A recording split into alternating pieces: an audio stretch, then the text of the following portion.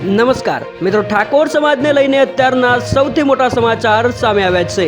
બનાસકાંઠામાં ઠાકોર સમાજના શિક્ષકે જન્મદિવસ પર કર્યું છે એવું કામ કે જેને જોઈ તમારી પણ આંખો ખુલી જશે।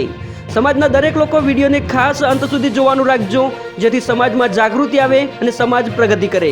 મિત્રો, હાલના સમયમાં સમાજને જો કંઈ જરૂર હોય તો તે છે શિક્ષણ સેવા અને એક મજબૂત સંગઠનની। આજના સમયમાં દરેક સમાજ શિક્ષણ તરફ આગળ વધી રહ્યો છે, ત્યારે ઠાકોર સમાજે પણ શિક્ષણ ક્ષેત્રે હવે ખૂબ જ પ્રગતિ કરી છે।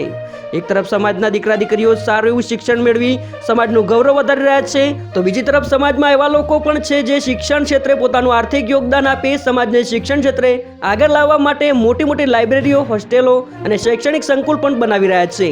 ત્યારે હાલમાં બનાસકાંઠામાંથી ઠાકોર સમાજને લઈને અત્યારના સૌથી અગત્યના સમાચાર સામે આવ્યા છે।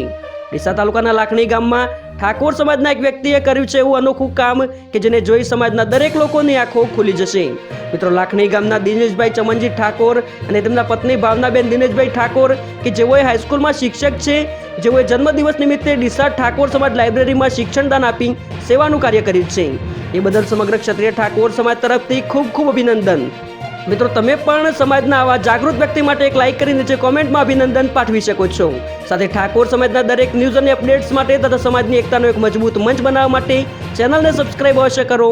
જય માતાજી, જય ઠાકોર સમાજ।